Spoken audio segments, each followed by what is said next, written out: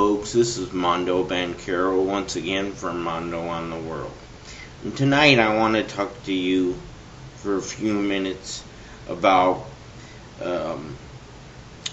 politics. Now, we're not going to talk tonight about the Barack Obama thing or the Hillary Clinton or McCain, but what we are going to talk about is about the way that our military is being run. Now, I'm not going to talk about the troops and how bad they are, because they're not. What I'm going to talk about is their bosses and who moves them around and tells them where to go and what to do. Now, I know that we have to help out certain members of this world. You know, like if Puerto Rico was in trouble, we'd probably go over there. Or if England was in trouble, we'd probably go over there. Or Japan, maybe even, we'd probably go over there.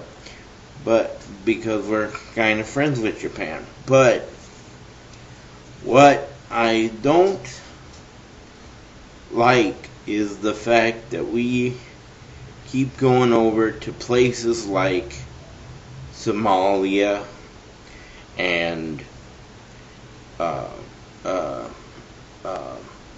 Iraq when we don't even have any real reason to go over there in the first place. The only reason we went over there is because we didn't believe Saddam Hussein when he said that there was no nuclear weapons in his possession. But we didn't believe him. We thought he was lying, and we thought he was gonna blow up the country, when it turns out that he didn't. Now, I don't have any problem with going after people like Osama bin Laden or anybody like that, because he came over here to the U.S. and blew up the Twin Towers in New York.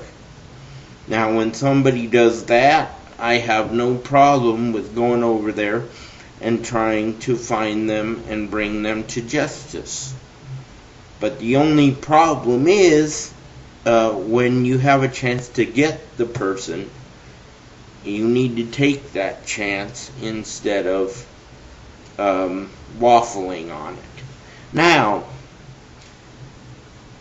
I don't believe that going over to Somalia and helping out the hungry or whatever the problem was over there, it's got nothing to do with threatening America. So I feel like the military should be used for possibly helping out hurricane or tornado victims that have problems with shelters and food and things like that. But when we go over to Africa and try to help the Somalians with a situation that we didn't really start in the first place, and we basically have no reason to go over there, because it's got nothing to do with the country of America or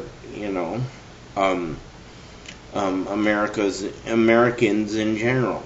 Now, I have every sympathy in the world for people that have it hard in other countries, but for example, this is the reason why I don't like our armed forces going over to these countries and try to save everybody in the world, because we go over to Somalia and Iraq and try to liberate these countries and say, oh, this is America, everybody should try to be free and be able to be as liberated as the United States. And while we're over there doing that, somebody like Osama bin Laden can walk in the back door and say, come into our country and blow up the United States, or blow up the United States, or the Twin Towers in New York, or such a thing as that. Now, I know that Vietnam was a long time ago, but there was a lot of people that was for that war, because they felt like we needed to go over there and try to liberate the Vietnamese. But the fact of the matter is that we went over there, a lot of people died, and they ended up not being liberated because the opposition was too strong. And, well, in my opinion, and it is my opinion, we probably shouldn't have gone over there, because everything I've heard about in history, it didn't work out too good, and we just shouldn't have been over there, because it was a losing battle. But we've had people in our upper echelon of leaders who say, oh, we've got to go over here and liberate Vietnam, even though technically we don't really have a reason to go over there, but we're going to go over there and try to be Superman and try to save everybody in the world. Well, like so many people try to tell me, which I have trouble doing sometimes, you can't save the world.